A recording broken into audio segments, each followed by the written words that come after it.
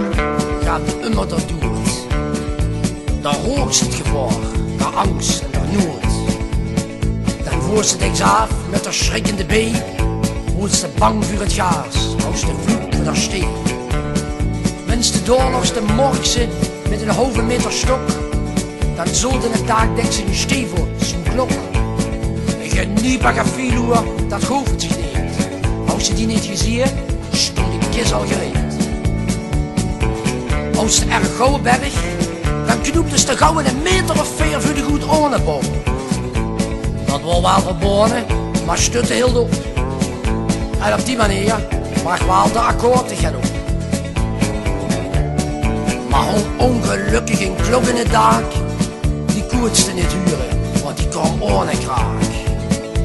Dan voelde ik op eenmaal de weld op de zak, en als die laatste kaartje gemak. Zelfs de roze krans van ijzer en een schotsingel van staal, die kostte dicht niet helpen tegen vallende kool. De steen wordt het meester die bleef in zijn macht, geval wordt in de koepel van de postmeestersjak. De steen wordt het meester die bleef in zijn macht, geval wordt in de koepel van de postmeestersjak. Maar nutste dat woord, wenn der ouwe niet toe ging, wenn die zich op zich daar bleef hangen, die zo jong, die wordt immer warmer en stonk immer meer. En wat er doogs, der ouwe bleef vrieën.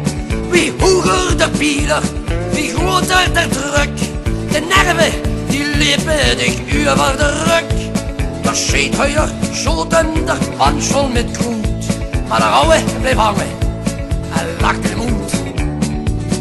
Zelfs de roze krans van ijzer en een schotsingel van staal, die kostte dicht niet helpen tegen vallende kool.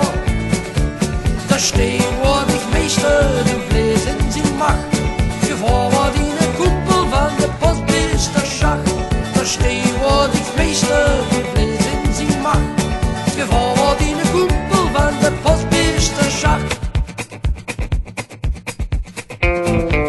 Maar begon zeer dan endlich herwillig te gromen, dan schrok ze dich wild, want je was tegen het komen. Het taak moest te knisperen en dan vol het gruus. Luiker en rieten, dat vlugde de muus. Met gedouw en geweld van een zwaar donderweer, met bloeddruk en stopwolken voelen dan neer. De stielen die stongen dan neu op de buul, en doe vloog te kieken wie de frisch gepopte uul. Zelfs de roze krans van ijzer en een schotsing